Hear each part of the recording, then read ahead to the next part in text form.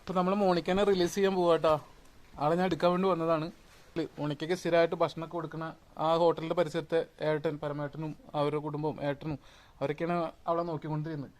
അപ്പോൾ നമ്മൾ മോണിക്കനെ ഇപ്പോൾ വന്ധീകരിച്ചു, അവളുടെ മുറിവ് ഓക്കെ ആക്കി ഉണങ്ങി. അപ്പോൾ ഇനി ഇവൾ കാരണം തെരുവിൽ പെറ്റ് പെരുകിയിട്ട് നായ്ക്കളുടെ വംശവർദ്ധനം ഉണ്ടാവില്ല. നമ്മൾ ചെയ്യുന്ന കർമ്മം എന്താണോ അത് സമൂഹത്തിനൊരു നന്മ കൂടി, നന്മയുടെ ഒരു ഭാഗമായിട്ട് ചെയ്യാൻ വേണ്ടിയിട്ടുള്ളൊരു പ്രവർത്തിച്ചുകൊണ്ടിരിക്കുക. അതിൻ്റെ ഒരു ഭാഗമാണ് നിങ്ങൾ വീഡിയോ കാണുന്ന ഓരോരുത്തരും, എന്നെ സപ്പോർട്ട് ചെയ്യുന്ന നിങ്ങൾ ഓരോരുത്തരും. അതിൻ്റെ നന്മ നിങ്ങൾക്ക് എല്ലാവർക്കും ഉണ്ടാവും. നമ്മളിവിടെ അതൊരു ബോർഡിങ്ങിലാണ് നിർത്തിയിട്ടുണ്ടായിരുന്നത്. എത്ര ദിവസമായിരുന്നു എനിക്ക് ഓർമ്മയില്ല. എന്തായാലും അത് കണക്ക് കൂട്ടിയിട്ട് അദ്ദേഹത്തിനുള്ള പൈസ നമ്മൾ കൊടുക്കണം. എന്തായാലും നിങ്ങളുടെ സപ്പോർട്ട് ഉണ്ടാവണം. അപ്പോൾ ഞാൻ അവളെ ഇനി ഒറ്റയ്ക്കുള്ള ആരുമില്ല. അപ്പം ഇനി ക്യാച്ചിനിട്ടിട്ട് അവളെ പിടിക്കണം, പരമാവധി കടി കൊള്ളാൻ നോക്കണം, എന്നിട്ട് എൻ്റെ കേജിലാക്കണം, അവിടെ കൊണ്ട് റിലീസ് ചെയ്യണം. അപ്പോൾ നോക്കട്ടെ.